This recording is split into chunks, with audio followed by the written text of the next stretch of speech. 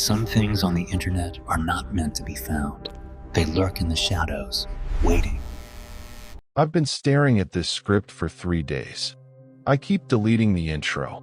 Every time I get a few sentences in, I stop, close the document, and go do something else, make coffee, go for a walk, pretend I'm a normal person who doesn't spend his evenings reading about things that should not exist. And then I come back. Because I have to finish this, I need to finish this. So I'm just going to say it. You guys know I don't scare easy. You've been here through the Blackmouth files.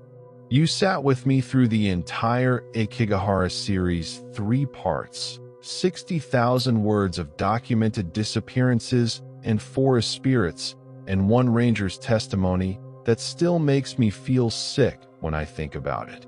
You were there for the Kashima Reiko deep dive, the Inanaki village investigation, the cursed apartment block in Osaka that I will never, ever revisit. Dozens of cases, hundreds of hours of research.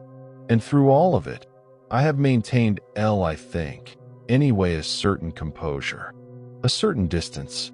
That's the job. You go in, you look at the darkness, you report back, and you don't let it follow you home. I let this one follow me home, that I'm not going to tell you everything at once.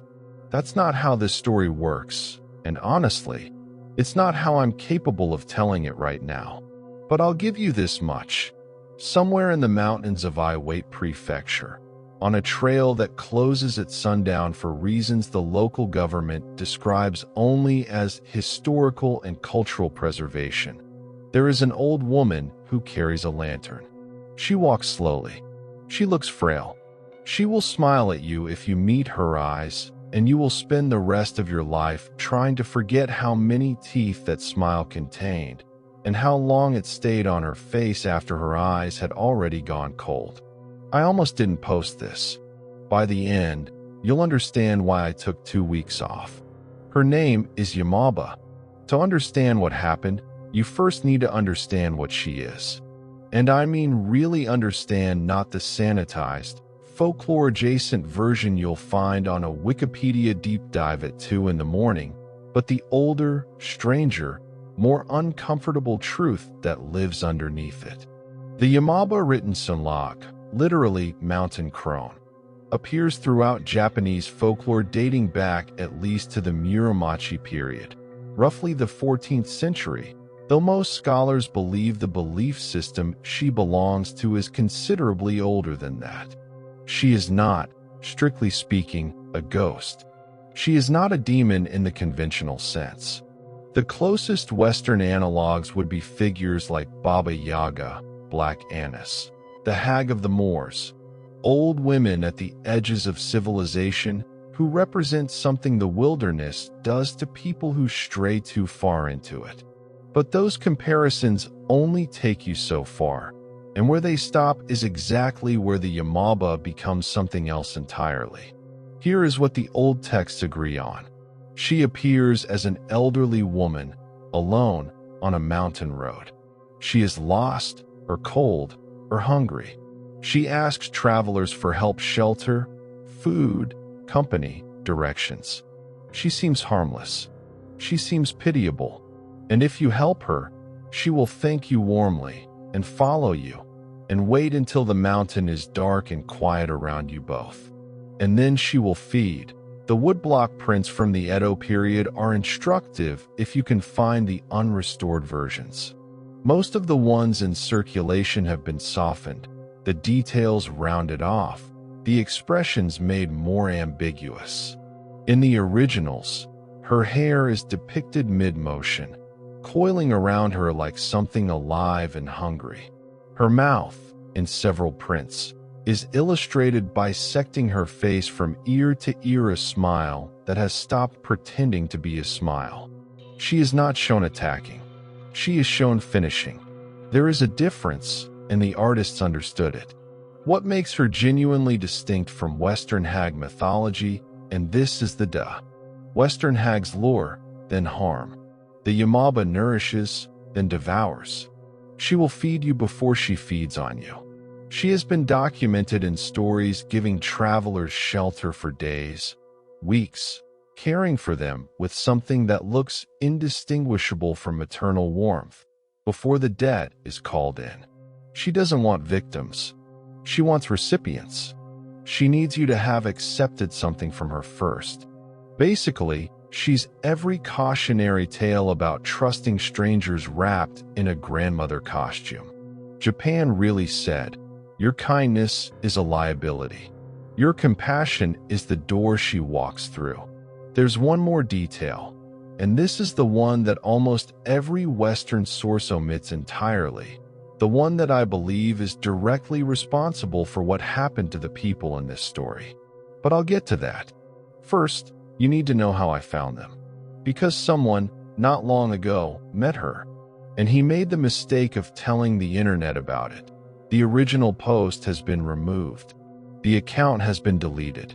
The thread, which at its peak had over 300 replies across 2 days, has been scrubbed so completely that even cached versions return errors now. Standard digital vanishing act, the kind that, in this community, we've learned to treat as a data point in itself. But I saved everything. I found the thread through a contact who monitors several Japanese paranormal forums, the kind of boards that don't get indexed by mainstream search engines, that exist in that particular corner of the internet, where people post things they can't say anywhere else. The original post went up 14 months ago in a sub-forum dedicated to Kaseki Taiken, inexplicable experiences. The username translates, loosely, as something like trail marker. I'll call him Fumio because I don't have another name for him, and because he deserves one. Fumio was a solo hiker, mid-30s, experienced, the kind of person who posts gear reviews and sunrise photos and cheerful little trip reports. His post began matter-of-factly. He'd been hiking a trail in Iwate Prefecture, a route that officially closes at sunset. He knew it was closed. He'd done it before. He was descending in the dark, headlamp on, maybe 40 minutes from the trailhead, when he saw her. She was just standing there in the middle of the path, he wrote. I almost walked into her. Old woman, very small, wearing a yukata that looked completely wrong for the temperature. No bag, no torch, just standing there like she'd been waiting. She asked him for directions to a village that, when Fumio looked it up later, had been abandoned since the 1960s. I didn't know that then, he wrote. So I told her what I could. I showed her my map. She looked at it for a long time. Then she looked up at me, and she said thank you. He posted 3 photographs.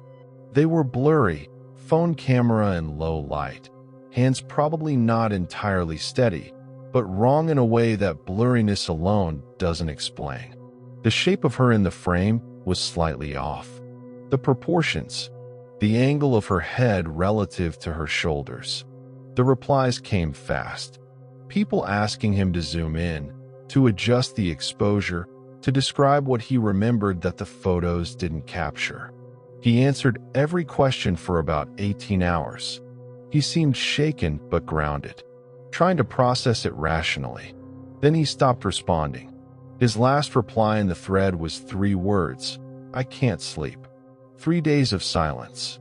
Then a new account posted a single update in the thread, someone claiming to be a friend of Fumio's, writing in clipped, careful sentences. I've translated it as faithfully as I can. He's gone. Not missing. Just gone. He was at home. And then he wasn't. Please stop asking me questions about this. The thread ran another 60 replies after that, mostly disbelief, a few people calling it a hoax, a few others who seemed genuinely frightened, and then it was gone. All of it. I was lucky. I'd been archiving it in real time for about 36 hours before the scrub happened, which means I have almost the complete record. I'm going to share one of the photographs later in this video. I want you to look at it carefully when I do.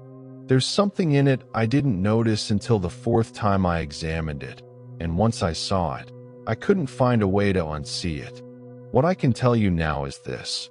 Fumio was not the first, Fumio's account was the one that brought me to this story. But once I started pulling the thread, I found 7 others. 7 documented encounters scattered across 3 prefectures: Iwate, Akita, and Aomori, spanning a 15-year window between 2008 and 2023.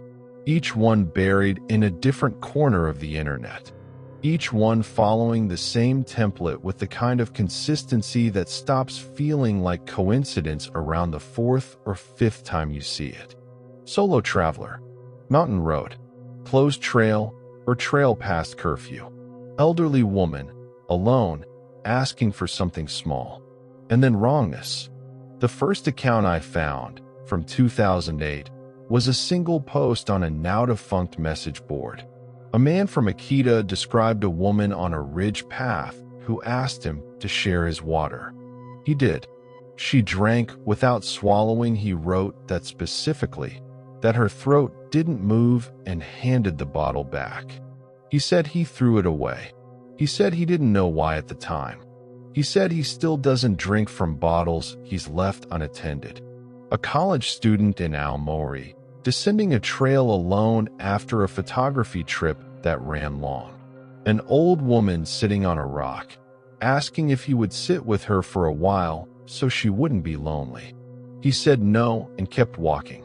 He reported hearing footsteps behind him for the next 40 minutes, perfectly matching his pace, stopping when he stopped. When he reached his car and turned around, the path behind him was empty. He checked his photographs when he got home. In the last frame he'd taken on the mountain, there was a shape at the tree line he hadn't noticed because she was too warm. He took it. He described it as feeling wrong in his hands, too heavy, too warm, moving slightly against his palms in a way fabric shouldn't. He dropped it after about 20 meters and walked away without looking back. He developed a fever that night that lasted 11 days. Doctors found nothing. A man who gave an elderly woman directions. He reported that she repeated them back to him in his own voice. Exactly his own voice. A couple, one of only 2 group encounters in my records, who encountered her together. The woman asked them for food. They gave her the last of their trail mix. The boyfriend reported that she didn't chew. His girlfriend refused to discuss the encounter afterward, and according to his account, never went outdoors after dark again. A trail runner. He saw her and kept running. She called after him. He wouldn't write down what she said, only that it was his mother's name, and that his mother had been dead for 6 years, and then 2019. I've saved this one for last because it's the one that stays with me. A woman, I'll call her Satsuki, posted her account across 3 separate forum entries over the course of a week, written in a style that reads less like storytelling and more like dictation. Like she was reporting to someone while it was still happening. She asked me to walk with her, just to the next bend in the path, she said. I said I was sorry I couldn't. She nodded. She turned away, and then I heard her hair.it moves. I don't know how else to say that. Her hair moves by itself, not in the wind. There was no wind. It moves like it's looking for something. She's still behind me. I know she is. I can hear it. That sound, like something breathing that isn't using lungs. Satsuki's final post was a single line. I gave her my scarf. Maybe that's enough. Maybe that closes it. Her account went silent after that. I've found no further posts from her username anywhere. 7 accounts. 3 prefectures. 15 years. Either there are 7 different elderly women haunting Japanese mountain trails alone at 2 in the morning, or it's always the same one. I spent 3 months researching this remotely, building the map, cross-referencing the geography, reading every account until I had them memorized. And then I made a decision that I have since had significant time to reconsider. I booked a flight to Japan. I want to be honest with you about my reasons, because I think they matter to the story. The professional justification was straightforward. I had 7 accounts, a geographic cluster, a consistent pattern of behavior, and no first-hand documentation. Going there was research. It was the logical next step for anyone serious about this kind of investigation. That's what I told myself on the 14-hour flight. That's what I told my editor, who strongly advised against it. That's what I told my mother, who didn't know the specifics and therefore couldn't strongly advise against it. The honest version is Messier. I'd been doing this for 3 years. I'd built something here, this channel, this community, this particular niche carved out of the vast and crowded landscape of horror content, and I had started to feel somewhere in the back of my mind the creeping suspicion that I was getting comfortable, that the distance I'd maintained was starting to look less like professional discipline and more like avoidance. I wanted to go because I wanted to know if I was actually brave enough to go, which is recognizing an embarrassing reason to fly to rural Japan to look for a supernatural entity on a closed mountain trail at midnight. But there it is. I contacted Kenji through a mutual connection about 6 weeks before the trip. He was a journalist based in Sendai, skeptic, pragmatist, fluent in the local dialects, deeply unimpressed by what he called internet ghost tourism. He agreed to come as a guide and translator, mostly I think, because he found the whole enterprise faintly ridiculous and wanted to be there to document the anticlimax. He brought good equipment, a thermos of green tea and a complete absence of superstitious concern. I found that enormously reassuring at the time. We reached the trailhead at dusk. I want to describe this carefully because I don't want you to miss it. The mountain in the last light of early evening was genuinely quietly beautiful in a way that felt almost aggressive given what I was there to do. The cedars ran dark and tall against a sky going gold, and then deep violet, and the trail ahead disappeared into shadow in a way that looked more like a painting than a real place. The air smelled like pine resin and cold earth, and the particular clean that only exists above a certain altitude, the smell of somewhere that doesn't have enough human presence to contaminate it. A stream was audible somewhere below the path, and for a long moment I stood at the trailhead and felt nothing except the uncomplicated pleasure of being somewhere beautiful. Kenji took a photograph of the view and sent it to someone on his phone. It's a nice mountain, said, probably not haunted. We set up at a wide bend in the trail about 2/3 of the way up a flat section with good sight lines in both directions and a large cedar we could position the camera against. Kenji had brought a proper tripod. We settled in. We waited. He finished his tea around midnight. I finished mine shortly after. The mountain went very quiet, the way mountains do when the wind drops and the wildlife finds somewhere warmer, and the quiet stopped feeling peaceful around 1 a.m. and started feeling like something else. Like an absence that was paying attention. The camera footage exists. I've watched it 47 times. I'm still not entirely sure what I'm seeing in the last 6 seconds of it. But I'll get there. At 1:40 am, Kenji put his hand on my arm. I looked where he was looking, down the trail below us, where the path curved out of sight into the dark. There was a light, small, warm, amber-colored, moving slowly, the speed of someone very older, very careful, or something that didn't need to hurry. Coming up, Kenji leaned close and said, very quietly, the first genuinely frightened thing I'd heard him say all night. Don't look at her directly. She took a long time to reach us. That was the first wrong thing, not wrong like frightening. Just wrong like a math problem where the answer keeps coming out slightly off. The light moved at a consistent pace, but the distance between the bend and our position on the trail, I sat most 3 minutes of walking. She walked for 11. I know because Kenji had his phone face down on the ground beside him, and I watched the minutes change. She came around the bend and into the range of our camera light. Small, hunched forward at an angle that suggested a spine that had given up on certain ambitions. She wore a dark kimono with a pattern I couldn't resolve in the low light, belted loosely, hanging in a way that seemed to belong to a different decade, entirely the cut of it wrong for anything currently manufactured. She carried the amber lantern at her side, an old-fashioned paper and bamboo design, and the flame inside it did not flicker once in the entire time she was on the trail with us. There was no wind, but flames move. They always move. Hers didn't. She stopped when she reached us. She looked at Kenji first. Her face was, I'm going to struggle to describe this accurately, so bear with me. Her face was correct. Feature by feature, it was the face of a very old woman. Deep lines, clouded eyes, the particular kind of stillness that comes with age. But the arrangement of it was slightly wrong in a way I couldn't locate. Like a familiar word you've stared at too long and suddenly can't parse. She spoke to Kenji. Low, slow. Japanese, he told me afterward. It was a dialect so archaic he could only catch maybe half of it. He translated what he could. She asked him to carry something for her.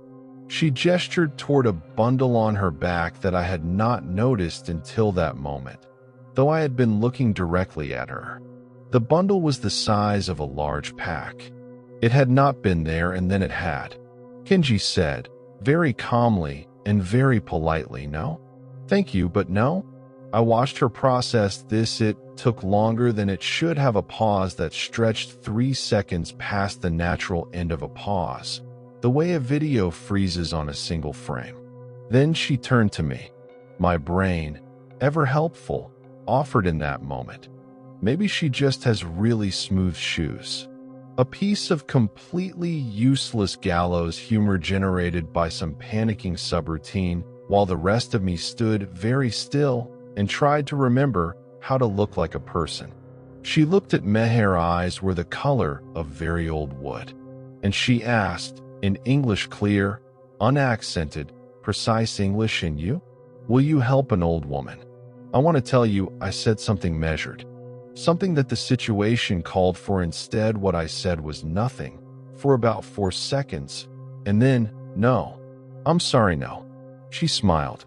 I have been trying for months to find the right language for that smile, and I don't think the right language exists.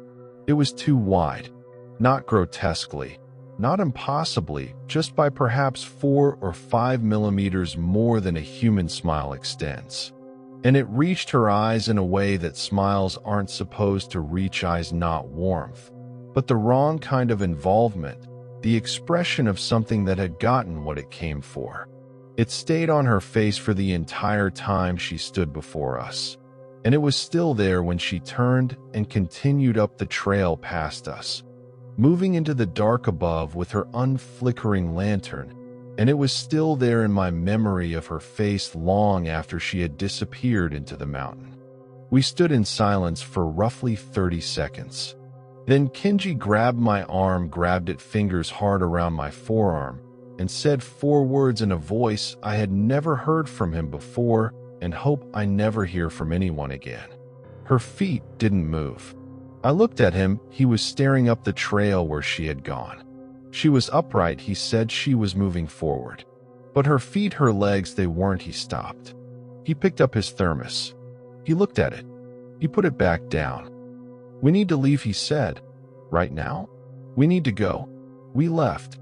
We didn't speak on the descent. We didn't speak in the car. He dropped me at my hotel and drove away, and I sat on the edge of my bed with the lights on and watched the window until the sky went gray. I'll tell you what happened in the weeks that followed. But first I need to tell you what she said to Kenji. The part he only told me later, the part he translated from that old dialect on the drive back, quietly, like he wasn't sure he wanted to say it out loud. She hadn't asked him to carry something. She had told him she was already carrying something for him, and that she would be patient. The first week back was fine. That's the part one. Keep returning to the normalcy of that first week. How completely ordinary everything felt. I came home. I slept till 8. I answered emails. I told myself the mountain had been unsettling, but ultimately inconclusive. I told myself the encounter had a rational explanation I simply hadn't found yet. I told myself Kenji's translation of what she'd said was probably imprecise. That archaic dialect is notoriously difficult, that he'd likely misread it. I slept well for 7 nights. On the 8th night, I woke up at 1:40 a.m. I noted it, turned over, and went back to sleep. On the 9th night, I woke at 1:40 a.m. again. By the 14th consecutive night, 2 weeks of waking in the same dark minute. As precisely as an alarm I hadn't set, he had stopped being able to tell myself it was coincidence that I started leaving a light on. I want horror content professionally, sleeping with a light on, because the dark at 1:40 a.m. had started to feel like it was listening. Kenji and I had exchanged a few messages in the days immediately after returning logistics, a shared document where we'd both added observations while they were fresh, the ordinary debrief of 2 people who'd done something strange together and were trying to metabolize it. Then his responses started coming slower, shorter one-word answers. Then nothing. I told myself he was busy. I told myself he needed distance from it, which was fair, which I understood. 3 weeks and 2 days after the Trife sent me a single text. 1 kanji character fungi hensai. Repayment. I've sent 11 messages since then. He hasn't responded to any of them. I went back to my research compulsively in the hours around 1:40 a.m. when sleep had stopped being available to me, and I found what I'd missed. It was in a secondary source I'd skimmed too quickly the first time, a transcribed collection of folk beliefs from Iwate Prefecture compiled by a folklorist in the 1970s. A single passage, half a page, easy to overlook. The Yamauba does not require acceptance. She requires encounter. The debt is not created by taking what she offers. The debt is created by refusing, because refusal means you understood what she was, and comprehension is its own form of contract. Every person who sees her clearly and walks away has not escaped her. They have opened an account. And she is, by all accounts, extraordinarily patient. I had been so focused on warning people not to help her that I had completely missed the mechanism. We hadn't stayed safe. By saying no, we had simply deferred the transaction. I need you to understand how that felt to read at 3 a.m., alone, in a lit room, waking every night at the exact minute I first saw her lantern moving up a dark mountain path. I forwarded the source to a friend, someone I trust, someone who helps me review material for the channel, and asked him to look through the camera footage from the trail while he was at it. Just to have a second set of eyes, he called me the following evening. He wasn't angry. Exactly, he was something quieter and more unsettling than angry. He asked me why there was a third figure in the footage standing approximately 4 meters behind me, visible, said from the very first frame. He asked if I had seen it. I told him I hadn't watched the full footage yet. He told me carefully, like someone choosing their words with precision, that I should probably do that soon and that I should not do it alone. I haven't watched it, but I'm going to watch it tonight with you at the end of this video. I haven't seen what's in those final frames, and I want you here when I do, because at this point you know everything I know. And frankly, your company is the only thing making that feel like something I'm capable of. Before we get to the footage, I need to give you one more layer. Because the more I've researched this, the more I've come to believe that what I encountered on that mountain isn't fully described by the word monster, and that the inadequacy of that word is itself important. The oldest scholarly treatments of the Yamauba, the ones that predate the Edo period popularizations, the ones that survive in fragments of agricultural and spiritual records from mountain communities, don't describe her as a predator who inhabits mountains. They describe her as a mountain that has developed an appetite. The distinction sounds poetic. I've come to think it's Latera. In liminal theology, which is the academic framework for understanding entities that exist at boundaries between wilderness and civilization, between the living and the dead, between the human and the inhuman. The Yamauba occupies a category that has no clean Western equivalent. She is not haunting the mountain. She is not hiding in it. She is the mountain's awareness of itself, given a form that human beings can process. When you walk into her territory, you are not entering her hunting ground, that you are entering her body, and she is simply deciding what to do with you.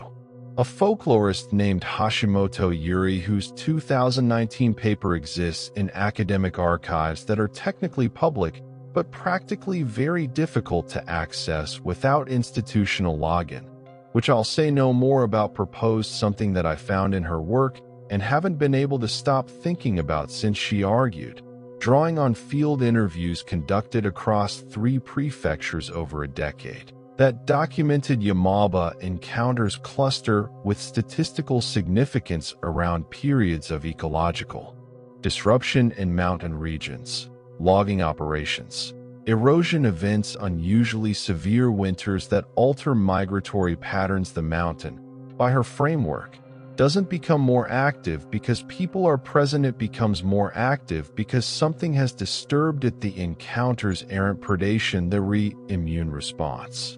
I mapped this against the accounts I'd collected. The 2013 encounter followed the largest single-season cedar harvest in that region in 40 years. The 2017 couple encountered her 3 weeks after a landslide that rerouted 2 trail systems. Fumios encounter, the one that started all of this, occurred during a summer in which Tohoku recorded its highest average temperature since reliable measurement began. In 2023, wildlife monitoring stations were not. I found 3 forums discussing these disappearances in detail. I'm not going to link them. I want to be very clear about that. I am deliberately choosing not to share those links. If you find them on your own, you'll understand why. And if you find them and read all the way to the end of the 3rd one, you'll understand why I've been leaving offerings at the small mountain shrine 20 minutes from my apartment every Sunday. Okay, I have the file open. I'm going to narrate this in real time, what I'm seeing as I see it. If my voice changes at any point, I need you to understand it's because I'm watching this for the first time alongside you, and I don't know what's at the end. The footage opens at 11:58 p.m. Kenji is adjusting the tripod. I'm visible on the right side of the frame, sitting against the cedar, drinking tea. The trail is dark in both directions. The camera has decent night vision. Everything is rendered in that particular green-gray palette that makes ordinary things look vaguely wrong, which is not helping my composure right now. Nothing happens for a long time. I'm going to skip forward. 1:15 a.m. We're both sitting quietly. Kenji has his thermos. I appear to be looking at my phone. The trail behind me is empty. 1:32 a.m., still empty. I can see us starting to shift positions. The particular restlessness of people who have been sitting still in the cold for 90 minutes. Kenji says something I can't hear. I shake my head. 1:38 a.m. The light appears at the bottom of the frame. The lantern coming around the bend below us, exactly as I remembered it. I'm watching myself watching it. There's something deeply strange about that. I look, on camera, significantly more frightened than I remember feeling. Or maybe I remember the feeling and I'm just seeing it from the outside for the first time. 1:40 a.m., and this is where my friend told me to look. I'm pausing here. I'm going back to the 1:40 timestamp, and I'm watching from the beginning of that minute. There is something behind me. It's standing approximately 4 meters back, just at the edge of where the night vision reach starts to degrade into noise. It is, I want to be precise about this, upright. Still, it has been there since the first frame of this footage. I am going back to 11:58 p.m., and it is there. It has been there for the entire duration of the recording. standing at the edge of the light, not moving, just present. I've been thinking in the weeks since the trip about what the Yamauba actually represents. Not as a horror story, as a truth. Because the best folklore is always both. The best monsters are always also mirrors. She appears when you venture somewhere you shouldn't, past the hours you were warned about, beyond the boundaries that exist for reasons the signs don't fully explain. She looks like someone who needs help. She asks for something small. And the terror isn't that she's evil in the way we usually mean that word. Calculated, cruel, purposeful. The terror is that kindness is the mechanism. That the impulse to help an old woman alone in the dark, which is a good impulse, a human impulse, is precisely the door she walks through. She doesn't exploit malice. She exploits decency. And I find that far more frightening than anything that comes at you with teeth showing from the start. The mountain that looks beautiful and wants you lost. That's what she is. That's what she's always been. 6 weeks ago, I started leaving offerings at a small Shinto shrine near my apartment. Rice, salt, a folded paper, the traditional form for petitioning mountain spirits and acknowledging debts to things older than the language we'd use to describe them. I don't know if I'm doing it correctly. I don't know if the shrine has any connection to the specific entity I encountered, or if that specificity even matters. I'm working with incomplete information, which feels about right for where I am in this. I still wake at 1:40 a.m. Not every night, now maybe 4 nights out of 7. Which I'm choosing to interpret as progress. The alternative interpretation doesn't bear examining before bed, bear examining before bed. I told you at the beginning that this one broke me. Now you know why. Not because of the mountain, or the lantern, or the smile with its extra 4 millimeters of wrongness. What broke me was the paperwork of it, the debt ledger, the open account, the understanding. What? If I don't post next week, check the comments. Someone in this community will know. You've always been good about that. I want to hear from you. If you've had encounters in mountain regions, in Japan, or anywhere else, with anything that follows the pattern I've described. If you found the forums I mentioned and read all the way to the end. If you paused at that timestamp and saw what I saw in the upper right corner. Leave your theories. I read everything. Right now, more than ever, I read everything. The Yamauba is patient. I'm trying to be too. Somewhere on a mountain in Iwate Prefecture, a lantern burns without flickering. An old woman stands on a closed trail in the dark, in clothing from another decade, and she waits. The mountain breathes around her, and the wildlife has learned to give that particular path a wide berth. And the trail closure signs say historical and cultural preservation because there is no bureaucratic language for what they actually mean. She's still there. She's still waiting for someone to say yes. Don't help her.